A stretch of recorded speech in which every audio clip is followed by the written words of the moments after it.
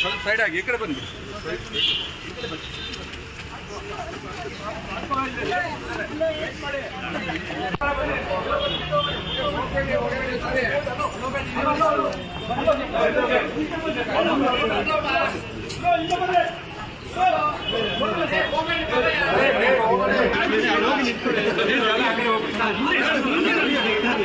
ಎಲ್ಲರೂ ಅಲ್ಲಿದ್ದಾರೆ.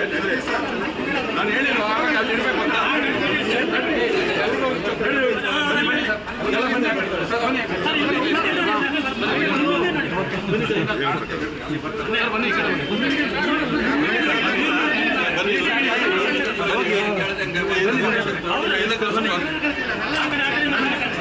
ಕಳಿಸಿ ಅವ್ರಿಗೆ ಬನ್ನಿ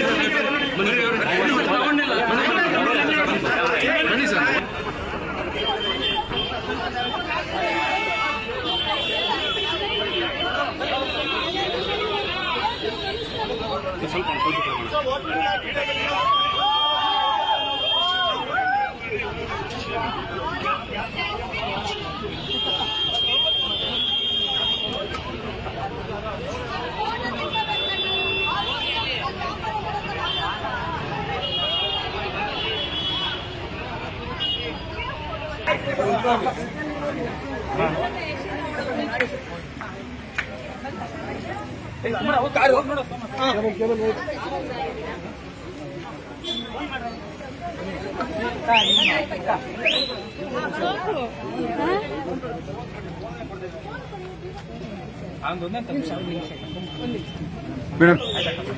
ಮೇಡಮ್ ಕೈ ತೋರಿಸಿ.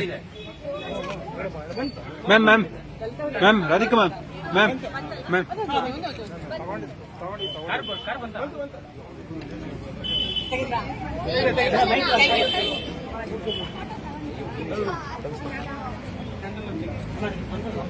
ಮ್ಯಾಮ್ ಕೈ ತೋರಿಸಿ. ಮ್ಯಾಮ್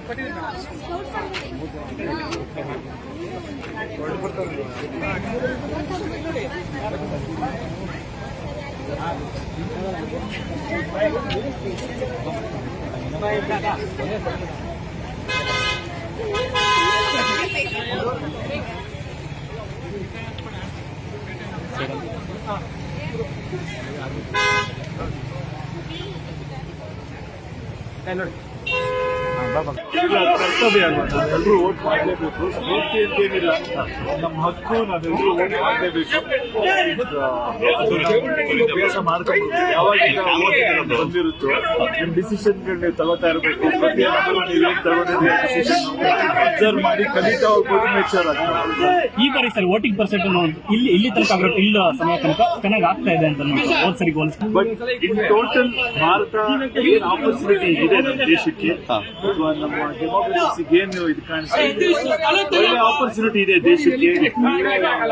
ಸಮಯ ರಿಜಿಸ್ಟರ್ಸ್ ಪರ್ಸೆಂಟೇಜ್ ಎಲ್ಲ ನೋಡಿದಾಗ ಜಗತ್ತಲ್ಲಿ ಭಾರತ ಒಳ್ಳೆ ಸ್ಥಾನದಲ್ಲಿದೆ. ಇದು ಉಪಯೋಗಿಸ್ಕೊಂಡು ಮುಂದಕ್ಕೆ ಹೋಗ್ಬೇಕು ಅನ್ನೋದು ಏನ್ ಸಿಂಪಲ್. ಸರ್ಕಾರ ಮಾಡೋ ಕೆಲಸ ಸರ್ಕಾರ ಅಚ್ಚುಕಟ್ಟಾಗಿ ಮಾಡಬೇಕು, ಜನಗಳು ಮಾಡೋ ಕೆಲಸ ಜನಗಳಿಗೆ ಮಾಡಕ್ಕೆ ಅಷ್ಟೇ ಅಲ್ವಾ ಗೌರ್ಮೆಂಟ್. ಸರ್ ಇಲ್ಲಿ ತನಕ ಚೆನ್ನಾಗಿದೆ ಅಂತ ಅನಿಸ್ತದೆ ಸರ್.